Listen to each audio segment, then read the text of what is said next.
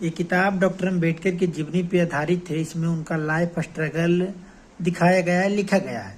साथियों, इस किताब को मैं 2-3 बार पढ़ा हूँ और पढ़ते समय कई बार मैं भावुक भी हुआ। भावुक इसलिए हुआ क्योंकि ये किताब में जो शब्द लिखा गया है, जो लाइनें लिखा गया है, वो भावुक कर देने लायक है। साथियों, क्योंकि भावुक होना जायज़ है, क्योंकि हम लोग एक विद्यार्थी के साथ एक इंसान भी हैं और ये किताब में ऐसे ऐसे शब्दों लिखा गया है जिसको पढ़ने के बाद आप भी भावुक हो जाइएगा।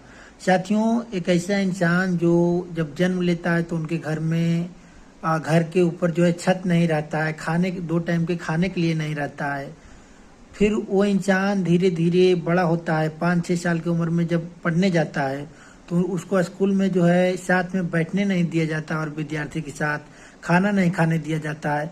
फिर भी हिम्मत करके वो इंसान ग्रेजुएशन तक पहुंचता है और बम्बई यूनिवर्सिटी से 2-2 बार ग्रेजुएशन करता है और दोनों बार ग्रेजुएशन में टॉपर रहता है। फिर भी उस इंसान को अपने देश में इज्जत नहीं मिलता। उस इंसान को साथ में खाना पीना, सरकारी दफ्तर में बैठने नहीं दिया जाता।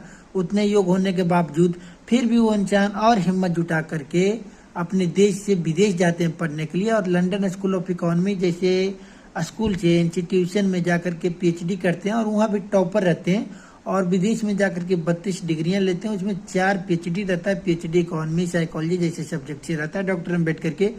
फिर भी जब डॉक्टर अम्बेडकर पढ़ करके आते हैं विदेश से और गायकवाड़ जी के यहाँ नौकरी करने जाते हैं, पिछले वीडियो में मैं बताया हूँ कि गायकवाड़ जी ने फाइनेंशियल मदद किया था, इसलिए उनके यहाँ नौकरी करने गए थे।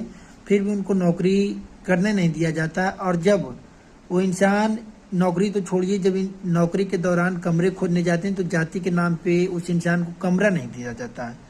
इसीलिए डॉक्टर अम्बेडकर ने इतना दुख, तकलीफ, कठिनाई को झेलते हुए महात्मा गांधी ने एक लाइन लिखी थी अपने किताब में सत्याग्रह के बारे में कि अपने प्रति कठिनाई सह कर अन्याय के खिलाफ लड़ना ही सत्याग्रह है। उस लाइन को डॉक्टर अम्बेडकर बाखूबी तरीके से निभाए हैं।